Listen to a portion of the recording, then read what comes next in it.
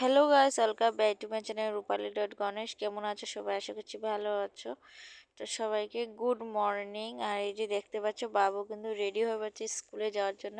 আর দিয়া যেহেতু বাবু রেডি হওয়ার পরে দিয়া খুলে উঠে পড়েছে দা দা দা দা করে।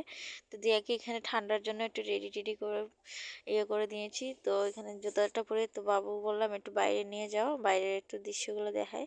আর যেহেতু আমরা ঘর থেকে একটু কমই বার করি দিয়াকে, আর যেহেতু অভ্যাস হয়ে যাবে তো তার জন্য আর কি।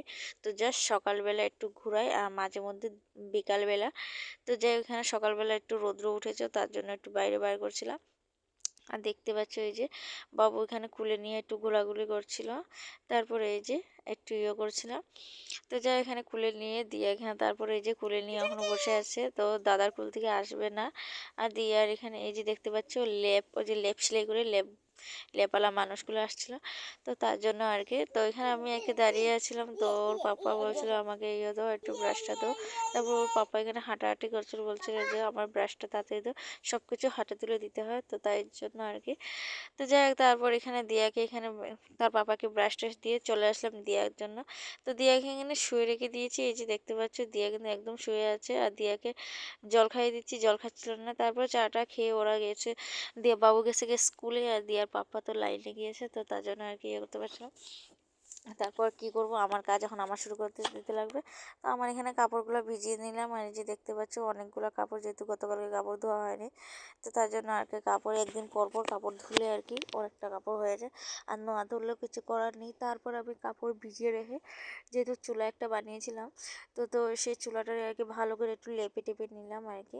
তো যাই দেখতে পাচ্ছ এই যে ওদিন আগের ভিডিওতে দেখতে পাচ্ছিলে যে আমি চুলার জন্য মাটি ভিজিয়েছিলাম, তো সেই চুলাটাই আর কি বানিয়েছি। তো দেখতে পাচ্ছি ভালো হয়েছে না চুলাটা। এই যে তারপর এই যে চুলাটা ভালো করে ফ্রেশ করে নিলাম, আর এই যে ভালো করে লেপে নিলাম, যেহেতু এক সাইডটা উঠতে একটু হয়, তো ঝটপট করে একটু লেপে নিলাম আর কি চুলাটা।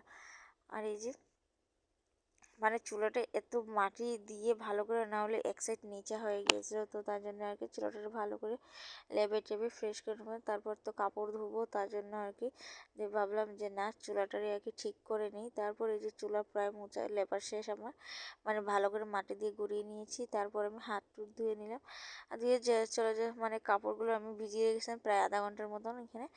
তো আধা ঘন্টার মতন কাপড় ধোয়া মানে ভিজিয়ে রাখার পর এই যে আমি এখন যাব ঘাটে। তো ঘাটের থেকে এসে কাপড় ঘাটে তো আর মোবাইল নিয়ে যাওয়া যাবে না, আর কে ধরবে আমার ক্যামেরা ধরার মতন কেউ নেই, তো তার জন্য আমার কাজ আমারই করতে হয়। তো সেগুলো আর কি তোমাদের সাথে অল্প শেয়ার করে, ভিডিওগুলো ভালো লাগলে যে আমার একটু আমাকে সাপোর্ট করো, তোমাদেরকে ভিডিওর মধ্যেই বলছি আমাকে সাপোর্ট করো। তো এই যে কাপড় টাপড় ধুয়ে আসার পরে যে মেলে দিচ্ছি, আর এক বালতি কাপড় দিয়েছি, আর ব্ল্যাঙ্কেট আছে সেগুলো আর কি পরে দেবো। তো জায়গাগুলো ভিজানো থাক। তো ভিডিওটা ভালো লাগলে লাইক শেয়ার করো, অবশ্যই করো, পাশে থাকবো। সে টাটা, বাই বাই।